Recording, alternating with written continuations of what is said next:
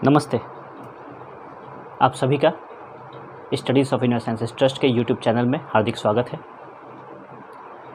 मैं पुष्पराग जौहरी आप सभी के लिए यहाँ पे फॉरगिवनेस साधना यानी कि क्षमा याचना की साधना के बारे में यहाँ बताने आया हूँ।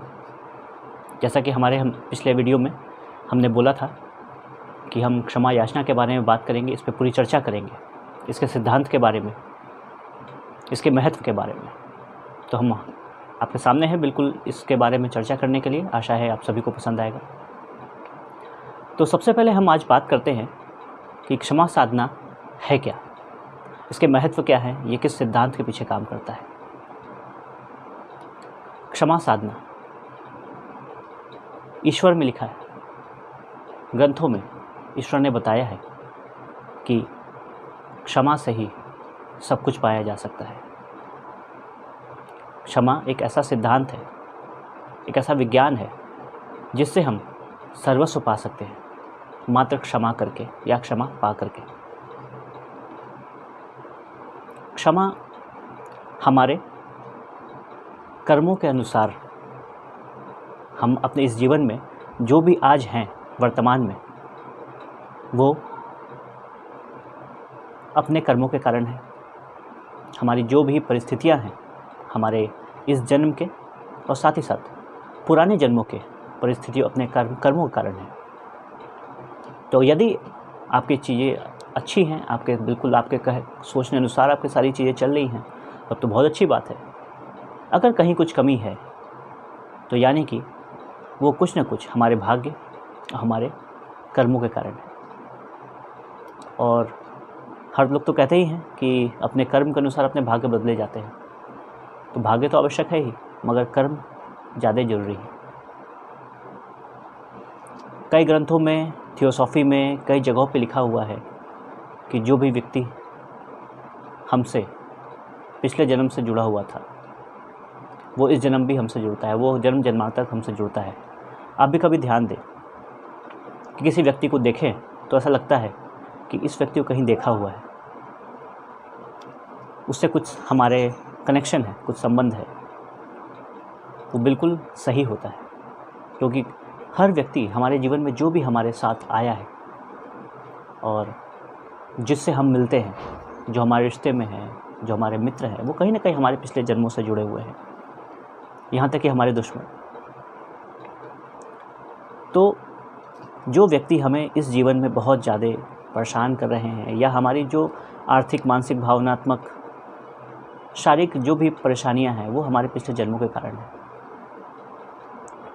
तो बहुत आवश्यक है कि हम इस साधना को सीखें, इसके बारे में जानें। ये किस सिद्धांत पर काम करती है, ये भी जानना बहुत ही आवश्यक है। क्षमा साधना ये बिल्कुल एक चैन की तरह काम करती है। चैन जिसकी दो कड़ियाँ हैं, जिसकी एक कड़ी आप हैं और दूसरी कड़ी वो दूसरा व्यक्ति जिससे आप इस समय परेशान हैं, जिससे आप मुक्ति पाना चाहते हैं। ये बिल्कुल ही उस कड़ी की तरह काम करता है जो कि एक दूसरे को पकड़ी हुई है। और जिस दिन आप इससे छूटेंगे इस तरीके से, तो आप आध्यात्मिक उन्नति, मानसिक शांति और भौतिक सुख, काफ़ी चीज़ें पा सकते हैं। आप अच्छी मुस्कान पा सकते हैं, सबसे बड़ी बात। जैसा कि ये कड़ी की बात की, इसी कड़ी पे हम बात करते हैं कि अगर यदि आपने पिछले जन्म में या इसी समय किसी व्यक्ति के साथ कोई परेशानी या उसको कुछ कष्ट दिया है, या किसी व्यक्ति ने आपको कोई कष्ट दिया है, तो आप उस व्यक्ति को माफ़ नहीं करते, उसको गांठ बांध के मन में रख लेते हैं कि मैं ऐसे अब माफ़ नहीं कर सकता। तो वो जो गांठ होती है वो एक कड़ी की तरह काम करती है, वो कड़ी बना लेती है। और जब तक आप उसे माफ़ न करें या कड़ी वो खुले ना, तो जब भी आप माफ़ करेंगे या माफ़ी मांगेंगे तो वो कड़ी खुलती है। आप उसे रिलीज़ करते हैं, अपनी तरफ से मुक्त करते हैं। और जब तक आप उसे मुक्त करेंगे, आप हर प्रकार के बंधनों से मुक्त हो जाएंगे, खासकर हर प्रकार की परेशानियों से। अब सवाल इसी बात पे एक आती है कि मैंने तो माफ़ कर दिया, अगले ने माफ़ किया कि नहीं किया, उसे भी माफ़ करना आवश्यक है। कोई बात नहीं, हमें सिर्फ कड़ी तोड़नी है। वो आपको माफ़ करे या ना करे, वो उसका कर्म है, लेकिन हमें अपना कर्म निभाना है। तो हमें अपनी तरफ से वो कड़ी तोड़नी है। हम जैसे इस व्यक्ति को माफ़ करेंगे और उससे माफ़ी मांगेंगे, मन ही मन में वो कड़ी टूट जाएगी। और जब ये कड़ी टूट जाएगी तो हम आसानी से अपने आत्मिक काम प्रगति की ओर, जिस लिए हम इस धरती पे आए हैं, उसको कार्य को पूरा करेंगे। ये छोटा सा सिद्धांत है और इसी सिद्धांत को हम मान के चलते हैं। और ऐसा भी नहीं कि सिर्फ कही बात है, हम इसे काफ़ी समय से अभ्यास में ला रहे हैं और काफ़ी लोगों को इससे फ़ायदा मिला है। तो जो चीज़ें अगर आपको फ़ायदा दे रही है, इसका मतलब है कि उसमें कुछ विज्ञान काम कर रहा है। अब एक और प्रश्न आता है, क्या सिर्फ इंसानों को ही क्षमा किया जा सकता है? नहीं, बिल्कुल ही नहीं। इंसानों को क्षमा हम कर सकते हैं, इंसानों के साथ साथ हम और भी लोगों को क्षमा कर सकते हैं। इस संपूर्ण जगत में, संपूर्ण ब्रह्मांड में हम हर किसी को क्षमा कर सकते हैं जिनसे हमको कुछ परेशानी हुई है। वो हम हर किसी से क्षमा मांग सकते हैं जिनको हमारी वजह से कुछ परेशानी हुई है। तो हम आगे अभी हम बताएंगे कि हम किसे किसे क्षमा कर सकते हैं और इसके स्टेप्स बताएंगे, जिससे कि आपको पूरा चीज़ समझ में आएगा कि हम किससे किससे किसको किसको माफ़ कर सकते हैं और किससे माफ़ी मांग सकते हैं। क्योंकि माफ़ी मांगना ही अत्यंत आवश्यक है हमारे जीवन में। कितने प्रकार से क्षमा साधना किया जा सकता है, ये कैसा प्रश्न आता है। तो क्षमा करने का या क्षमा मांगने का कोई प्रकार नहीं है। ये मात्र एक प्रकार से किया जाता है कि आपकी भावना होनी चाहिए क्षमा करने की या क्षमा मांगने की, क्योंकि भाव सबसे महत्वपूर्ण है। जब तक हमारे अंदर का इंटेंशन, संकल्प ना हो कि हम किसी को माफ़ करें, तब तक वो कार्य होगा ही नहीं। हमारे उत्तर भारत में भाव को ही प्रधान माना गया है। जितने हीलर्स हैं, जो भी हीलिंग करते हैं, जिस प्रकार की हीलिंग करते हैं, उनको भी यही कहा गया कि आपका इंटेंशन होना चाहिए। जब तक आपका इंटेंशन नहीं है, वो हीलिंग नहीं होगी, चाहे वो बड़ी से बड़ी विद्या क्यों ना हो। बिना इंटेंशन के कुछ नहीं होता। जितनी पूजा पाठ होती है उस सब में संकल्प लिया जाता है, यानी कि इंटेंशन लिया जाता है। तो यानी हम जो भी करते हैं अपने भाव के साथ, इंटेंशन के साथ करेंगे, संकल्प के साथ करेंगे, तो ही वो पूरा होगा। एक छोटा सा उदाहरण देना चाहूँगा कि आप घर से बाहर निकलते हैं मंदिर दर्शन करने के लिए। आपने संकल्प बनाया हुआ है कि आप मंदिर जाएंगे दर्शन करने के लिए, और आप बाहर जाते हैं। आपको रास्ते में लोग मिलेंगे, आप पूछेंगे कहाँ जा रहे हैं, क्या कर रहे हैं, आप बोलेंगे हम मंदिर जा रहे हैं, और आप मंदिर दर्शन करके आ जाते हैं। लेकिन आपका कोई इंटेंशन नहीं होता, तो आपका क्या करते हैं? आप बिना किसी इंटेंशन के घर से बाहर जा रहे हैं, आपको कोई रास्ते में मिलेगा, बोलेगा आओ मेरे साथ, आप उसके साथ चले जाएंगे या बात करने लग जाएंगे या डाइवर्ट हो जाएंगे, यही कार्य करेंगे। ये ऐसा क्यों होता है? क्योंकि मन में इंटेंशन नहीं है। तो भाव, इंटेंशन या संकल्प प्रधान है। अगर आप किसी को क्षमा करना चाहते हैं या उनसे क्षमा मांगना चाहते हैं, तो हमारा भाव होना बहुत आवश्यक है, और उसी भाव से हम अपने कार्य को कर सकते हैं। दूसरी बात पे आते हैं, क्षमा साधना के फ़ायदे क्या हैं? क्षमा साधना के फ़ायदे कुछ नहीं है, या है तो बहुत है, सिंपल छोटे से फ़ायदे। एक फ़ायदा ही है जो कि सारे फ़ायदों में एक है। क्षमा साधना करने से हम अपने नकारात्मक कर्म को न्यूट्रलाइज करते हैं। जैसा कि कहा गया है कि law of forgiveness supersedes law of karma, यानी कि कर्म के सिद्धांत को, क्षमा करने का सिद्धांत, वो आगे बढ़ा देता है।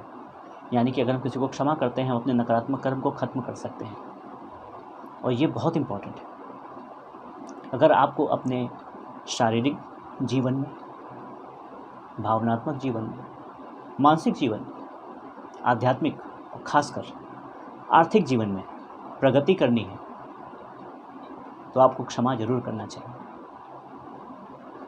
एक पीलर का केस था। एक व्यक्ति ऐसे थे जिनको बहुत ही धार्मिक थे, बहुत ही अच्छे थे, बहुत अच्छे कार्य करते थे, व्यापार बहुत ईमानदारी से करते थे, लेकिन उनके साथ एक समस्या थी कि वो जो भी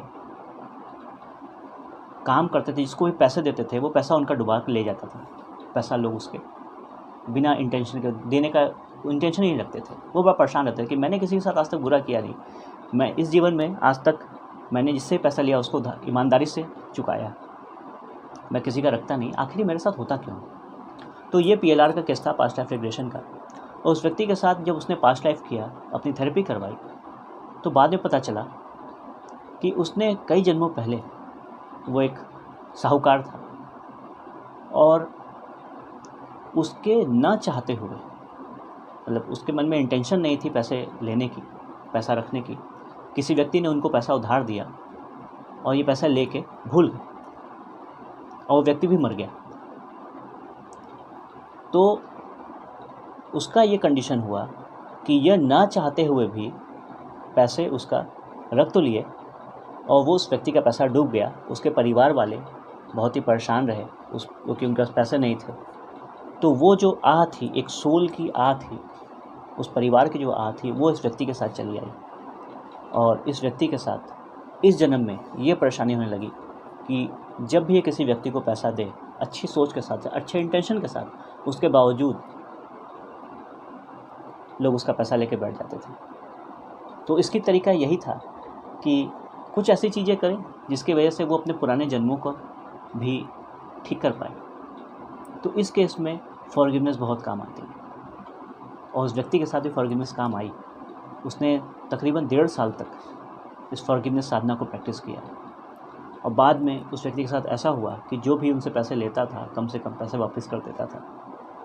तो ये बहुत बड़ा चेंज उस व्यक्ति को देखने को मिला अपने जीवन में। हर तरीके के चेंजेस आप देख सकते हैं अपने जीवन में। बहुत लोग ऐसा भी कहते हैं कि मेरे बहुत से स्टूडेंट्स हैं, वो बोलते हैं कि हम प्रैक्टिस करते हैं फॉरगिवनेस साधना और हम जिसके लिए प्रैक्टिस करते हैं, जिसके साथ प्रैक्टिस करते हैं, मन ही मन में प्रैक्टिस करते हैं, उनसे उनका मेरे प्रति व्यवहार और बिगड़ जाता है। तो ये बिल्कुल उस तरीके से काम करता है कि जब घर का किराएदार होता है और जब उसे आप घर से निकलने के लिए बोलिए, पुराना किराएदार है, और जब उसे आप घर से निकलने के लिए बोलेंगे तो वो और मुश्किल से निकलेगा, आपको परेशान करेगा। तो ये हमारी जो भावना है, ये सोच है जो हमने मन के अंदर रखा हुआ है माफ़ न करने की, जब हम उस व्यक्ति को क्षमा करते हैं, माफ़ करते हैं, तो वो जो इमोशंस होते हैं वो बाहर निकलते हैं, परत बाई परत बाहर निकलते हैं और ऐसे ही सिचुएशंस क्रिएट करेंगी कि आप फॉरगिवनेस करना छोड़ दें। दूसरी चीज़ एक और होती है कि जब उस व्यक्ति के साथ आप फॉरगिवनेस उसके लिए कर रहे हैं, माफ़ी मांग रहे हैं, माफ़ी कर रहे हैं उसे, तो आपका मन नहीं करेगा कि ऐसा लगेगा मुझे नहीं करना चाहिए। ये एक टेस्ट है। उस व्यक्ति का व्यवहार आपके प्रति ख़राब हो जाएगा, बहुत से अड़चनें आएंगी। ये एक टेस्ट है। यही ऑब्स्टेकल होता है कि हम किसी साधना को, इसीलिए इसका नाम साधना है, फॉरगिवनेस साधना, कि इसको बिल्कुल हम साध के चलें और जब हम इसे साध के चलेंगे तो ही हम इसमें सफलता पा सकते हैं। बीच में बहुत से उसी व्यक्ति से संबंधित आपको ऑब्स्टेकल्स आएंगे, इतने ऑब्स्टेकल्स आएंगे कि आपको लगेगा नहीं, मैं इसे माफ़ी नहीं करना चाहता। किसी किसी व्यक्ति के साथ, जो स्पेशली औरतों के साथ ऐसा बहुत होता है कि बहुत इमोशनल होती हैं, तो जब वो किसी को माफ़ नहीं कर पाती, तो जब माफ़ नहीं कर पाती, जब उसे माफ़ करती हैं तो बहुत रोने लगती हैं, बहुत इमोशनल हो जाती हैं कि नहीं, मैं माफ़ नहीं कर सकती। बहुत इंपॉर्टेंट है, आंसू किसी अच्छी चीज़ के लिए नहीं है। आंसू आप अपने बुरी यादों को ही सोच के रो रहे हैं, कोई अच्छी बात के लिए नहीं रो रहे हैं आप। तो बिल्कुल आप निश्चिंत होकर इस साधना को करें। लाख रोना है रोइए, लाख ऑब्स्टेकल आए, विल पावर बना के कीजिए। आप जिस दिन इसे करेंगे, गारंटी है आपकी, हमारे गुरु की गारंटी है कि आप अपने हर कार्य में सफल होंगे। क्या क्षमा साधना के लिए व्यक्ति के सामने होना आवश्यक है? बिल्कुल ही नहीं। जैसा कि हमने बताया कि किसी व्यक्ति का हम उसकी आत्मा को, उसकी सोल को क्षमा करते हैं, उसको हम मानसिक रूप से क्षमा करते हैं, तो उस व्यक्ति के सामने होने की कोई आवश्यकता नहीं है। अगर हम सामने किसी व्यक्ति को भौतिक रूप से क्षमा करते हैं, उसे क्षमा मांगते हैं, तो जब हम क्षमा उसे करेंगे तो उल्टा हमारे पर चढ़ जाएगा, अरे हम तो गलत ही नहीं है, आप हमको क्यों माफ़ कर रहे हैं, हम आपको माफ़ कर रहे हैं, हमसे माफ़ी मांगो। ये एक ईगो क्लैश करता है। या माफ़ी मांगेंगे तो वो कहीं ना कहीं अगला चढ़ जाएगा, आपको अच्छा फील नहीं होगा। तो हम माफ़ी मांगते हैं एक सोल से, उस व्यक्ति की आत्मा से, क्योंकि जितनी भी खराबियां हैं, जितने भी परेशानियां हैं, वो हमारे शरीर मन में हैं, हमारे दिमाग में हैं, भौतिक में हैं, हमारी आत्मा में नहीं। हमारी आत्मा शुद्ध है। तो हम उस अपनी आत्मा से, अपने हृदय से हाथ जोड़ करके उस व्यक्ति के, सामने वाले व्यक्ति की आत्मा से, यानी कि उसके सोल से माफ़ी मांगते हैं। जब उसे माफ़ी मांगते हैं, समय लगता है, इसका एक प्रोसेस है। जब इसका समय लगता है, जब ये पूरा हो जाता है, तो वो व्यक्ति ऑटोमेटिक आपके बारे में बुरा सोचना ही छोड़ देता है। जब हम किसी से क्षमा मांगते हैं, जब हम उसे क्षमा करते हैं, तो हमारा शरीर पिंक एनर्जी, गुलाबी ऊर्जा रेडिएट करता है चारों ओर उस व्यक्ति की तरफ। और पिंक एनर्जी की एक सबसे बड़ी खासियत होती है कि पिंक हर प्रकार की नकारात्मकताओं को सकारात्मकता में परिवर्तित कर देता है। तो पिंक को भी वैसे भी जानते हैं आप, लविंग एनर्जी कहा गया है, वो प्रेम की ऊर्जा है। तो प्यार हर चीज़ को सकारात्मक में परिवर्तित कर देता है। तो जब भी हम किसी से क्षमा मांगते हैं, तो वो व्यक्ति का धीमे धीमे हमारे प्रति, तुरंत नहीं होता, 2 दिन, 4 दिन, 6 दिन, 10 दिन नहीं, ऐसे इतना जल्दी नहीं, 2 महीने, 3 महीने में होता है। और जब हम इसे लगातार करते हैं 3 महीने तक, तो उस व्यक्ति का हमारे प्रति जो भी खराब व्यवहार है वो ठीक हो जाता है। तो हम आते हैं इसकी प्रोसेस पे हम आते हैं सबसे पहले, क्योंकि इसके प्रोसेस को जानना बहुत आवश्यक है। हम जब किसी के लिए क्षमा याचना करते हैं, क्षमा करते हैं किसी को, तो सबसे पहले हम क्षमा करते हैं। क्यों? क्योंकि हम जानते हैं जैसा कि हमें जो चाहिए वो हमें पहले देना होता है। तो सबसे पहले हमें जब क्षमा चाहिए हो किसी से, हमें तो पहले उसे क्षमा करना पड़ेगा। क्योंकि हमें जब कुछ काटना है तो पहले हमें बोना तो पड़ेगा। बिल्कुल उसी प्रकार जब हमें कुछ चाहिए तो हमें देना होगा। तो सबसे पहले हम क्षमा करते हैं किसी भी व्यक्ति को अपने सामने सोच लीजिए, मन में उसके नाम ले लीजिए और उसे क्षमा कीजिए। सेकंड पार्ट, उस व्यक्ति से क्षमा मांगिए, क्योंकि हमने क्षमा कर दिया। जरूरी नहीं हम दूध के धुले हैं, हमने भी बहुत सी गलतियां की होंगी। तो जब हमने गलतियां की होंगी तो उसे हम क्षमा मांगेंगे, क्योंकि हमारे अंदर भावनाएं होती हैं। हम सोचते हैं कि उसने मेरे साथ गलत किया है, तो हम उसका बदला निकालेंगे। तो वो बदला निकालने के लिए, या फिर हम कभी कभी जाने अनजाने किसी के साथ बुरा कर देते हैं। कभी कभी तो ऐसा होता है कि किसी व्यक्ति ने हमारे साथ कभी बुरा किया, उस समय हो सकता है वो अपनी जगह सही हो, लेकिन उसने बुरा किया, मुझे लगा कि उसने मेरे साथ बुरा किया, हमने उसके साथ उल्टा बदला ले लिया, बुरा कर दिया। लेकिन एक समय ऐसा आया भविष्य में कि हमको लगा नहीं, वो व्यक्ति अपनी जगह सही था और हमने भी जो गलत किया वो बिल्कुल गलत था। तो ऐसी जगहों पे भी हमें किसी को क्षमा कर देना चाहिए तुरंत का तुरंत, और अपने को भी क्षमा मांग लेना चाहिए। तीसरा, स्वयं को क्षमा करना। स्वयं को क्षमा करना बहुत ही आवश्यक है। क्यों? क्योंकि ईश्वर ने ये जो शरीर दिया है हमें, वो शरीर आत्मिक प्रगति के लिए है। कई ग्रंथों में लिखा हुआ है कि देवता भी इस शरीर को पाने के लिए तपस्या करते हैं। तो जब हमें 84 लाख योनियों के बाद ये इंसानी शरीर मिलता है, ये शरीर मिलता है हमें अपने कर्मों द्वारा आत्मिक उन्नति प्राप्त करने के लिए। लेकिन हम क्या करते हैं? नशा, मांसाहार, अपनी आलोचना, स्व आलोचना, अपने शरीर को नुकसान पहुंचाना, ये सब अपने शरीर को नुकसान पहुंचाते हैं। चाहे शारीरिक रूप से हो, शारीरिक रूप से अपने आप को मारना, हाथ पैर काटना, शराब पीना, नशे करना, ये सब शारीरिक रूप से अपने आप को ख़राब करना हुआ। भावनात्मक रूप से किसी के लिए गलत सोचना कि आज ये गलत काम कर लेते हैं, भले हम उस वक्त सोचें कि ये अच्छा है, लेकिन हम गलत काम कर देते हैं। मानसिक रूप से किसी के लिए ख़राब सोचना कि वो अगला कैसे खुश है। फिर उसके बाद आध्यात्मिक रूप से क्या कि वो व्यक्ति आध्यात्मिक रूप से आगे बढ़ रहा है, हम आगे नहीं बढ़ रहे हैं, कुछ ऐसा उसके साथ कर देना, मन में ही कुछ उसके लिए गलत सोचना। और आर्थिक रूप से किसी का पैसा लेके बैठ जाना, ये हम अपने लिए भी करते हैं और दूसरों के लिए भी करते हैं। तो दूसरों के लिए तो हमने किया ही, ये हम अपने लिए जब करते हैं, अपनी आलोचना करना भी आध्यात्मिक खराबी में आता है, तो हम अपने आप को क्षमा करेंगे। चौथा, आखिरी बट नॉट द लीस्ट, कि हम माँ प्रकृति और माँ धरती से क्षमा मांगेंगे।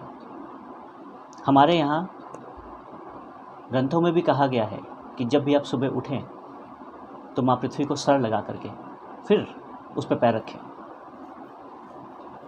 लेकिन वो तो हम करते नहीं, चलिए, वो हमें संस्कार नहीं मिले। लेकिन बहुत से ऐसी चीज़ें हम कर रहे हैं जो बचपन से लेकर आज तक हमने सिर्फ लिया है, दिया कभी नहीं। अच्छी चीज़ें हमने प्रकृति से और माँ पृथ्वी से ली हैं, मगर दिया जो हमने सिर्फ बुरा दिया है। हम ऑक्सीजन लेते हैं, कार्बन डाइऑक्साइड छोड़ते हैं, उनको देते हैं। हम रहने का स्थान लेते हैं पृथ्वी से, धरती से, देते क्या हैं? कचड़े। हम पेड़ पौधे लेते हैं, पेड़ पौधे से फल फूल लेते हैं, खाते हैं, देते क्या हैं? गंदगी, प्लास्टिक। जल लेते हैं, शुद्ध जल लेते हैं, दोहन करते हैं जल का, देते क्या हैं? गंदा पानी।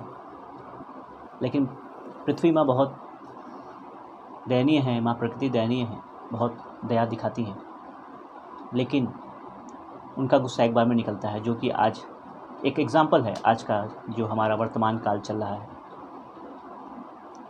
जो भी परेशानियाँ, रोग चल रहे हैं, वो भी प्रकृति का एक मार है।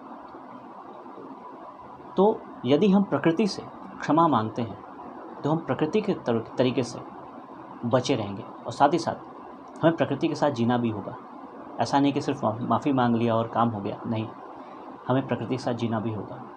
हमें अधिक से अधिक प्रकृति का ख्याल रखना होगा, पेड़ लगाना होगा, वाटर हार्वेस्टिंग सिस्टम करना होगा, ऐसा करना होगा कि प्लास्टिक का कम से कम यूज़ करें, हम नेचुरल चीज़ों पे हम ज़्यादा अपने जीवन को बिताएं। तो हम प्रकृति को ठीक भी कर सकते हैं और सही मायने में प्रकृति से माफ़ी मांग सकते हैं। और दूसरा, भावनात्मक रूप से तो हम मांगेंगे ही मांगेंगे, बिल्कुल आंखें बंद करके। तो इस तरीके से हम पृथ्वी से और सभी जीव जंतुओं से पृथ्वी के माफ़ कर सकते हैं, माफ़ी मांग सकते हैं, और सभी से माफ़ी मांग सकते हैं। आने वाले अगले वीडियो में हम इस क्षमा याचना की साधना की 10 मिनट की वीडियो कि कैसे किया जाता है, वो पूरा हम वीडियो साथ में हम करेंगे, जिसके द्वारा आप सभी इसको कर सकते हैं, इस साधना को कर सकते हैं हमारे साथ इस वीडियो में। यदि आपको ये चर्चा अच्छा लगा हो तो कृपया प्रोत्साहन ज़रूर कीजिएगा, और जिसे भी इसकी आवश्यकता हो, आपको लगे कि ये चर्चा अच्छी है, लोगों तक जानी चाहिए, तो इसे प्लीज़ शेयर करें। और ऐसी इन्फॉर्मेटिव वीडियो पाने के लिए आप प्लीज़ हमारे चैनल को सब्सक्राइब करें, जिससे कि हम भी और खुश हों और नए नए तरीके से अच्छी वीडियोस आप सभी के लिए बना के लाएँ। तो आप सभी का बहुत बहुत धन्यवाद हमें सपोर्ट करने के लिए, इस विषय को सुनने के लिए बहुत बहुत धन्यवाद। सभी को नमस्ते।